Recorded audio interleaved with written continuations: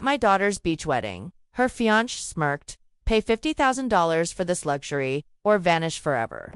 I just blinked. My daughter then added, or enjoy solitude in an old age home. I took a slow sip of champagne, smiled, and whispered, you forgot one thing. Their faces instantly paled. Moments later, chaos erupted, and I never lifted a finger. You forgot one thing.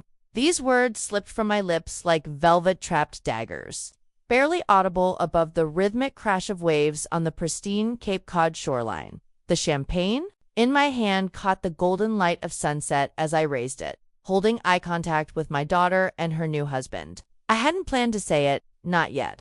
But watching Rebecca's perfectly made-up face transform from cold disdain to momentary uncertainty gave me a flicker of satisfaction I hadn't anticipated. Just 3 hours earlier, I'd arrived at the Ocean View Resort alone. My taxi pulled up to the grand entrance, where valets in crisp white uniforms assisted guests from luxury vehicles.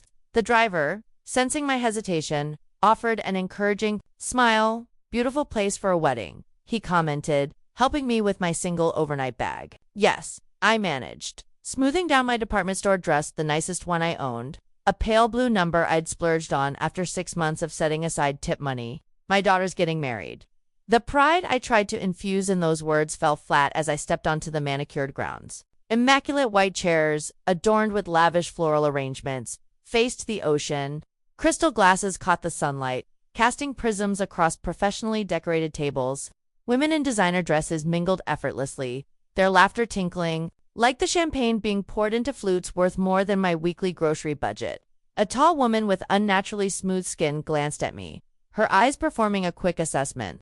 I watched her gaze travel from my face down to my sensible heels, lingering momentarily on my handbag, not a designer piece, but the best I could afford. Her slight grimace told me everything I needed to know before she turned away, dismissing me without a word. I clutched my invitation tighter, scanning the crowd for my daughter. Rebecca had insisted I arrive early to help with last-minute details. Yet no one seemed to be expecting me. After 15 minutes of awkward wandering, I spotted her in a white silk robe, surrounded by bridesmaids in a secluded garden area. Mom, you're late, she said, instead of hello, barely looking up from her phone. Her voice carried the slight edge it had developed sometime during her junior year of college. Everyone's been asking where you were. A lie, of course. No one had been looking for me. The ceremony starts in 2 hours, she continued, finally meeting my eyes.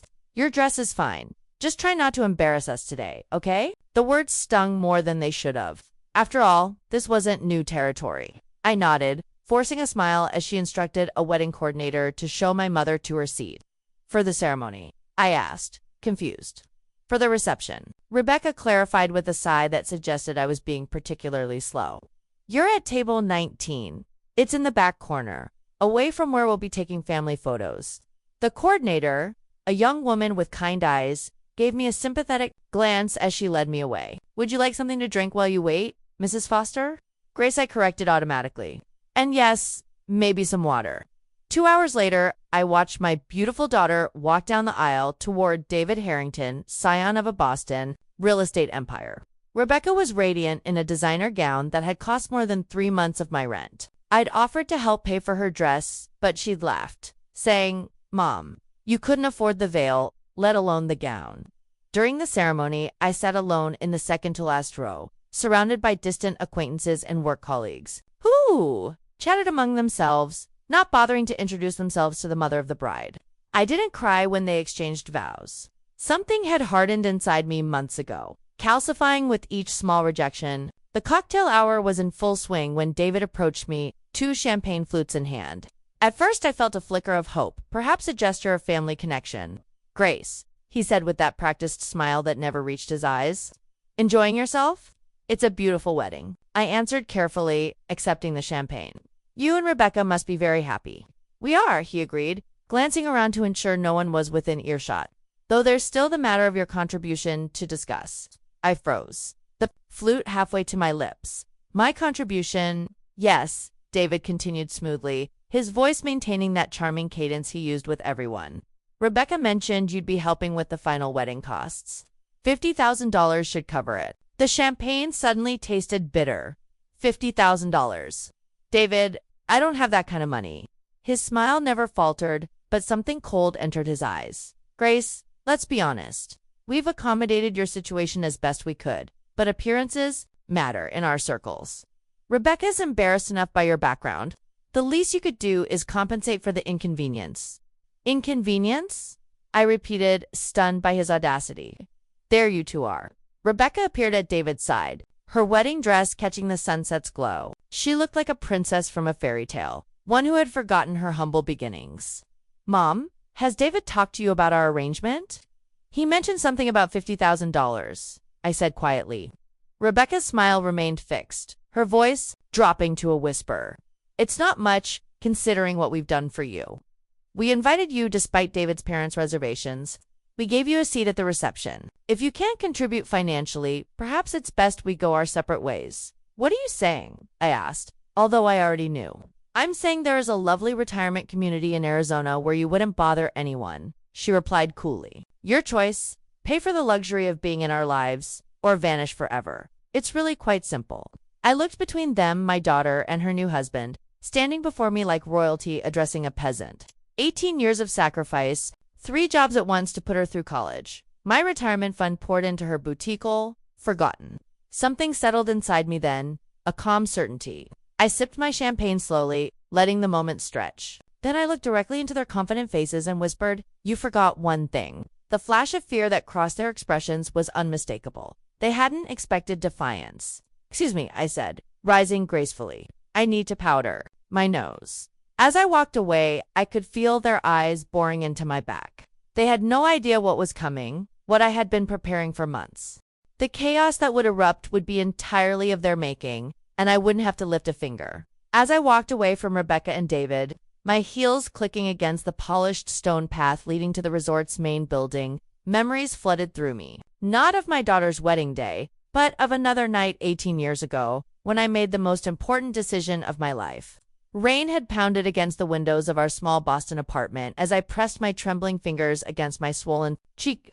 Tom had finally fallen asleep after his latest rage, his snores echoing through our 2-bedroom unit like distant thunder. 4-year-old Rebecca had witnessed it all from the hallway, her stuffed rabbit clutched to her chest, tears streaming silently down her face. She'd already learned that making noise during Daddy's bad times only made things worse. That was the moment everything changed. Not because it was the worst beating, it wasn't, but because of the look in my daughter's eyes. Understanding, recognition, the beginning awareness that this was what love looked like. I moved with terrified precision that night, packing only essentials into a single duffel bag. Rebecca's favorite clothes, her rabbit, our passports, and the emergency cash I'd been hiding inside a hollowed-out copy of Pride and Prejudice. For months. $237. All I had managed to squirrel away from grocery money and the meager allowance Tom permitted me. When I lifted a sleeping Rebecca from her bed, her tiny arms instinctively wrapped around my neck. "Are we going on an adventure, Mommy?" she'd whispered. "Yes, baby," I'd answered, my voice steady despite the fear coursing through me. The biggest adventure. We disappeared into the rainy night, boarding the last bus to Dorchester, where my former high school friend Maggie had promised we could stay until I figured something out. 2 weeks later, I found the apartment of, could call it that. A single bedroom with a kitchenette and bathroom so small you could brush your teeth while sitting on the toilet. The building smelled perpetually of cabbage and cigarette smoke. But the landlord didn't ask questions when I paid 3 months' rent in advance with my first paychecks. The pull-out couch in the living area became my bed for the next 7 years. Each night, I would unfold it after tucking Rebecca into the bedroom, my back protesting after 10-hour shifts at Sonny's Diner, where I served breakfast and lunch. After a quick shower and meal, I'd change into my professional clothes, a navy skirt and white blouse I found at Goodwill, and head to Dr. Miller's dental practice, where I answered phones until 9. But between those exhausting hours were golden moments that made every sacrifice worthwhile. I still remember Rebecca's face the first time she read a complete sentence from the secondhand books I'd bring home. "The cat sat on the mat. I did it, Mommy. I read it all by myself," she'd exclaimed, her eyes widening with pride and wonder. "You're the smartest girl in the world," I told her, meaning every word. We celebrated life's small victories, with grocery store cupcakes, $12.99 for a pack of 6 that we'd carefully divide over several days. When Rebecca lost her first tooth, when she got all A's on her report card, when she was chosen for the elementary school spelling bee milestone, marked with the ritual of choosing which color frosting we wanted that week, one day. I promised her as we sat at our wobbly kitchen table, you'll have every opportunity I never had. You'll go to college, you'll wear beautiful clothes, you'll never worry about having enough. Will you be there too, Mommy? She'd asked. Blue frosting smeared across her upper lip. Always, I'd promised. I kept that promise through middle school and high school, through Rebecca's awkward phases and triumphs. I started putting aside money for college when she was 10, opening a dedicated savings account where I deposited whatever I could, sometimes just $5 a week, sometimes more when I picked up extra shifts during holidays. The day the acceptance letter from Boston University arrived, Rebecca danced around our small apartment, the prestigious letterhead clutched in her hands. I got in, Mom. I really got in. That night, after she'd fallen asleep, I cried for the first time in years, tears of pure pride, mixed with panic about the tuition costs that her partial scholarship wouldn't cover. By morning, I had a plan. In addition to the diner and dental office, I took on weekend inventory work at a local department store and started cleaning houses for wealthy families in Back Bay twice weekly. My schedule became a blur of uniforms, bus routes, and quick naps between shifts. On weekends, when Rebecca would visit from her dorm, I'd hide the bone-deep exhaustion behind bright smiles and freshly dyed hair to cover the increasing gray. Mom, you look great, she'd say, and I'd feel a surge of relief that she couldn't see the truth that some nights I was so tired I'd fall asleep still wearing my shoes. The change was gradual, almost imperceptible at first. During her freshman and sophomore years, Rebecca would bring her laundry home on weekends, and we'd talk for hours about her classes, her new friends, her dreams for the future. She'd proudly introduce me to her roommates when they occasionally accompanied her, describing my multiple jobs with admiration. My mom works harder than anyone I know, but something shifted during her junior year. She started coming home less frequently. When she did visit, she'd often be on her phone, texting friends or checking social media. The first time she seemed embarrassed by me was when her new friend Alyssa, a girl from a wealthy Connecticut family, came to our apartment. This is cozy. Alyssa had commented, her eyes taking in our mismatched furniture and the damp spot on the ceiling that the landlord had promised to fix for months. We're moving soon. Rebecca had lied quickly. Mom just hasn't had time to look at new places. Later that night, after Alyssa had gone back to campus, Rebecca suggested that perhaps it would be easier if she just stayed at school on weekends. The library has better resources for my business classes anyway, she'd explained, not quite meeting my eyes.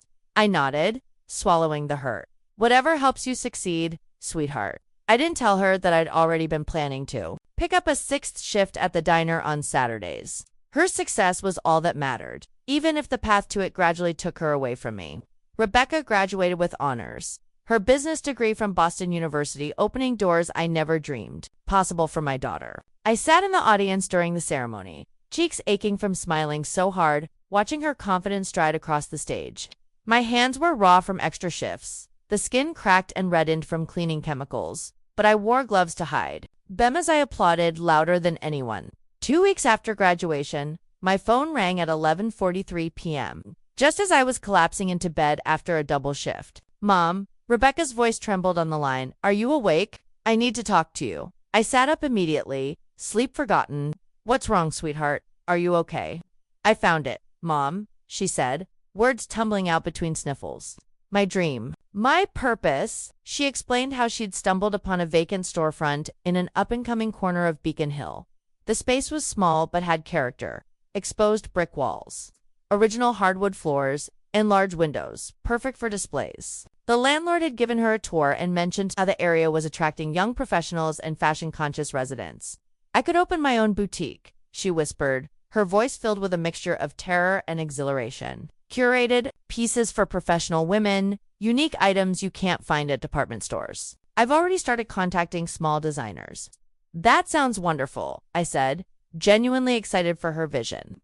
Then came the real reason for her call. But I need startup capital. The landlord wants first and last month's rent, plus security deposit by next week to hold the space. And then there's renovation, inventory, marketing. Her voice cracked. I don't have that kind of money, Mom. No bank will loan to someone fresh out of college with no business history. I closed my eyes, knowing instantly what I would do. How much do you need, Mom? I don't expect you to, how much, Rebecca? There was a pause before she answered. $97. The figure might as well have been $1,000,000. It was far more than I had in my savings, a coon. But there was my retirement fund, modest by most standards, but religiously contributed to for 18 years. It was everything I had managed to set aside for my future. I'll have it for you by Monday, I promised her. Her gasp was audible. Mom, that's everything you have. Not everything, I said softly. I have you 3 days later. I sat in Sarah Miller's office, my high school friend, who had become a paralegal at a respected Boston law firm. I'd helped her through a difficult divorce years ago, letting her sleep on my pull-out couch for 3 months when she had nowhere else to go. Are you absolutely certain about this, Grace?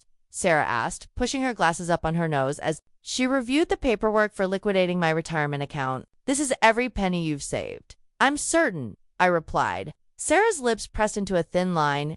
Then we're doing this my way. She pulled out additional documents. I'm drawing up partnership papers. You'll maintain 51% silent ownership.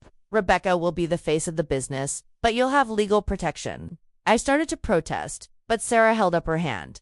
This isn't just about protecting you, Grace. It's about protecting Rebecca too. What if the business fails? What if there are liability issues? This creates a legal structure that safeguards both of you. Reluctantly, I agreed, though I never intended to exercise any control over Rebecca's dream. When we presented the paperwork to her, she signed without fully reading it, too excited about securing the storefront to pay much attention to legal details. Rebecca's closet opened 3 months later.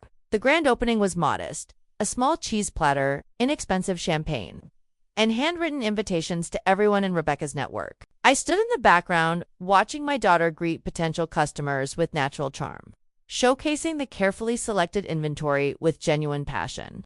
The boutique struggled for the first few months.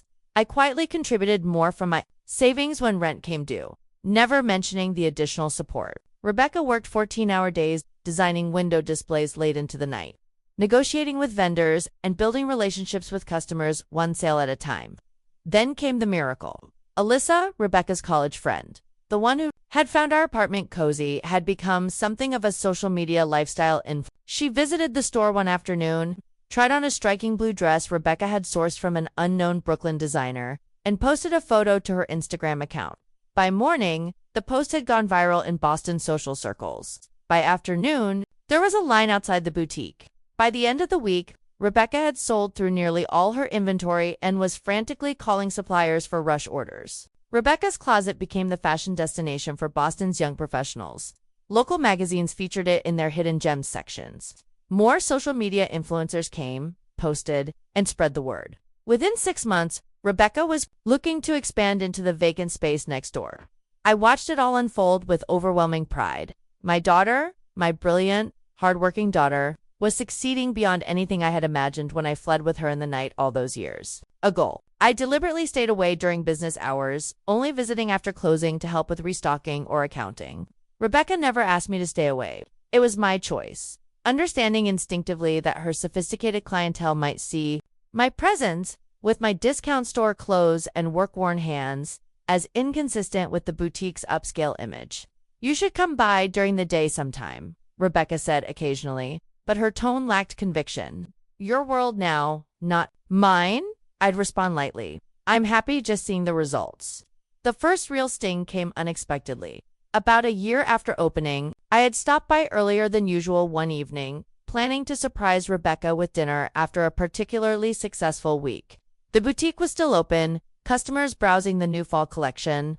I slipped in quietly, standing near a circular rack of cashmere sweaters. A well-dressed woman was chatting with Rebecca near the register, admiring the store's aesthetics. You've created something special here, the woman commented. How did you manage to build such a perfect boutique right out of college? I smiled, waiting to hear Rebecca acknowledge the partnership, the support, the years of sacrifice that had made her dream possible. Instead, my daughter tossed her hair back confidently and replied, I built this business from nothing. Just hard work, determination, and a clear vision. Nobody handed me anything. I made it happen through pure grit. The words hit me like physical blows. Nobody handed me anything. I built this from nothing. In that moment, standing among expensive clothes purchased with my retirement fund, I became invisible in my daughter's narrative, erased completely from her success story. The boutique that had been intended as the culmination of our journey together had become hers alone. I backed away silently, dinner plans forgotten, and slipped out the door before Rebecca could see me. Outside, leaning against the brick wall of the building, I took deep breaths of the cool evening air, trying to rationalize away the hurt. This was what I had wanted, wasn't it? For Rebecca to stand on her own, confident and successful. But as I walked home alone that night, something fundamental shifted in my understanding of our relationship. It wasn't just that she had claimed sole credit for the boutique's success, it was that she truly believed it. After discovering Rebecca's revisionist history of her success, I maintained my distance from the boutique operations, protecting myself from further disappointment, while still quietly ensuring the business thrived. For months, I reviewed the financial statements Sarah forwarded me, attended to paperwork, and processed invoices from behind the scenes, becoming a ghost in my daughter's success story. Then came the invitation, a rare occurrence that caught me off guard. Mom, the Boston Chamber of Commerce is hosting their annual Small Business Networking Gala next Thursday. Rebecca announced during one of our increasingly infrequent dinners together. I'm being recognized as one of their entrepreneurs under 30, and I need a +1. Would you come with me? Surprise must have registered on my face because Rebecca quickly added, the other option is Alyssa, but she's been to the last 3 events with me, and people are starting to think we're a couple. She laughed lightly. I'd love to come, I said, trying to mask my eagerness. Perhaps this was Rebecca's way of rebuilding our connection. The night of the gala, I splurged on a hair appointment and wore my best outfit, a navy blue dress from Nordstrom Rack that I had purchased on clearance but looked considerably more expensive. When Rebecca picked me up, she gave me an appraising look. You look nice, Mom, she said with mild surprise. Very appropriate. At the event, held in an elegant hotel ballroom downtown, Rebecca transformed into someone I barely recognized. Confident, charming, working the room with practiced ease. I stayed close enough to appear together, but far enough away to let her shine, sipping sparkling water and smiling at strangers who glanced my way. During her brief acceptance speech, Rebecca again omitted any mention of my involvement in her business journey. I'd expected it this time, so the sting was duller, more a familiar ache than a fresh wound. Impressive young woman, came a deep voice beside me as Rebecca concluded her remarks to enthusiastic applause.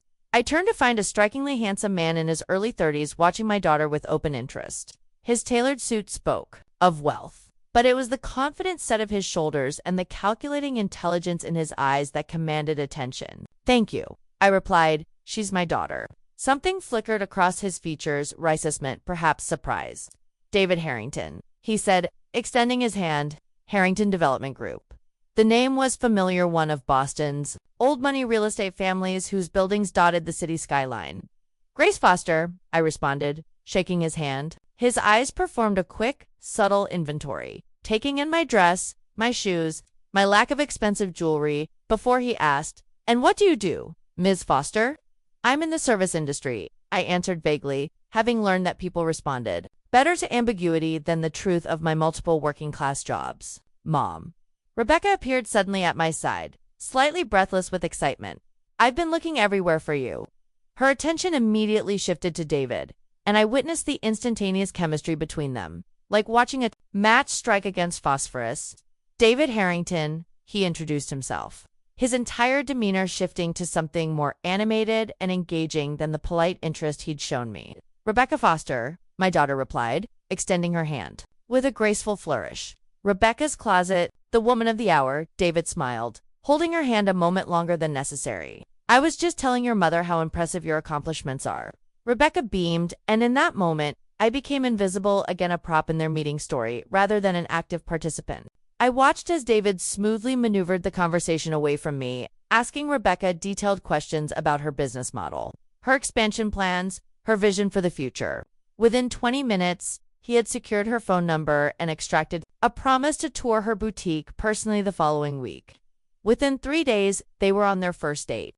Within 2 weeks, they were inseparable. The whirlwind romance progressed with dizzying speed. Rebecca's calls to me, already infrequent, became even rarer. Our occasional dinners were canceled or rescheduled to accommodate David's spontaneous plans. When we did meet, David dominated the conversation, speaking extensively about his real estate projects, family connections, and future ambitions. His interest in me extended only to cursory questions that inevitably circled back to potential advantages for him. Your friend is a paralegal, you mentioned. At which firm? Do they handle commercial real estate transactions? I began to notice troubling patterns. David constantly showcased Rebecca to his social circle, but kept her separate from his family. He lavished her with expensive gifts, designer handbags, a platinum watch, creating debts of gratitude she could never truly repay. He dropped casual criticisms disguised as helpful suggestions. That inventory system you're using is so outdated. Sweetie, let me show you how real businesses operate. Every attempt I made to discuss these concerns with Rebecca was deflected. He's just trying to help me succeed. Mom, she'd say defensively, David comes from a whole different world. He's teaching me how things work at that level. And what about his family? I asked once. Have you met them yet? A flicker of discomfort crossed her face. They travel a lot. I'm sure I'll meet them when the time is right. 4 months into their relationship, I learned of their engagement through a Facebook status update. No phone call, no advance notice, just a perfectly staged photo of Rebecca's hand sporting a diamond ring that must have cost more than my yearly income. Captioned, I said yes to forever with my soulmate. Hashtag future Mrs. Harrington. I stared at the image for a full minute before calling her, my hands shaking. Were you going to tell me? I asked when she answered. Oh, Mom, yes, I was going to call you tonight, Rebecca said, her voice high with excitement. David surprised me with the proposal yesterday, and we've been celebrating with his friends. Isn't it wonderful? It's very sudden, I managed. When you know, she replied dismissively. We're thinking about a spring wedding, something elegant but intimate. The next day I received a text that wasn't meant for me. Your mom can't be seated with my family at dinner. My parents would be mortified. We'll put her at the back table with the vendor staff. My heart froze. The text was from David, clearly intended for Rebecca. I waited for her response, for her defense of me. None came. Instead, 7 minutes later, my phone chimed with a message clearly meant to distract me. Mom, can you believe the wedding planner wants to charge us extra for rose gold flatware? This planning is so stressful, I replied with non-committal support, the betrayal sitting like ice in my stomach. 2 weeks later, after numerous unreturned calls, I visited Rebecca's apartment unannounced, worried about her increasingly distant behavior. She wasn't home, but her laptop sat open on the kitchen counter. I had never invaded my daughter's privacy before, but something instinct perhaps, or mounting fear propelled me forward. The screen displayed a detailed wedding planning spreadsheet with multiple tabs. My finger hesitated over the trackpad before clicking on one innocuously labeled Mom Management. The tab expanded to reveal a detailed strategy document for handling me during the wedding process. Bullet points outlined how to limit Grace's visibility during key moments, schedule her for non-essential vendor meetings to make her feel included, and techniques for extracting maximum financial contribution while maintaining boundary control. The final note, in a cell highlighted yellow, contained David's comment. Remember the end goal: full financial support with minimal interference. After the wedding, distance becomes easier to maintain. I stepped back from the computer, physically ill from what I discovered. This wasn't just Rebecca excluding me in the moment. This was a calculated, long-term strategy to extract what value they could from me before cutting me out of their lives entirely. That night, I called Sarah for the first time in months. I need your help, I said when she answered. And I need you to not ask questions yet, whatever you need, she replied without hesitation. If I were to activate my majority ownership in Rebecca's closet, what exactly would that mean? Sarah's silence lasted 3 beats. It would mean you could initiate a full audit, freeze assets, review all contracts, and potentially assume operational control. Grace, what's happening? I'm setting up a contingency plan, I explained, my voice steadier than I felt. One I hope never to use. I needed options, protection, and for the first time in 22 years, I needed to put myself first. In the weeks leading up to the wedding, Sarah and I prepared meticulously, gathering financial records, documenting unauthorized investor meetings Rebecca had conducted without my knowledge, and compiling evidence of funds being diverted from the boutique into personal accounts. We discovered that David had been advising Rebecca to restructure the business in ways that would have eventually diluted my ownership to Nathina, plan they intended to execute shortly after the wedding. Are you sure you want to do this? Sarah asked during our final meeting 3 days before the ceremony. Once we initiate this, there's no going back. I stared at the stack of manila envelopes on her dining room table, each containing irrefutable evidence and legal notices prepared for different recipients. I'm not doing anything yet, I corrected her. I'm just making sure everything is ready. And what's the trigger? Sarah pressed. What makes you decide to press the button? I thought about the years of sacrifice, the gradual erosion of respect, the calculated mom management strategy, and now the wedding ultimatum.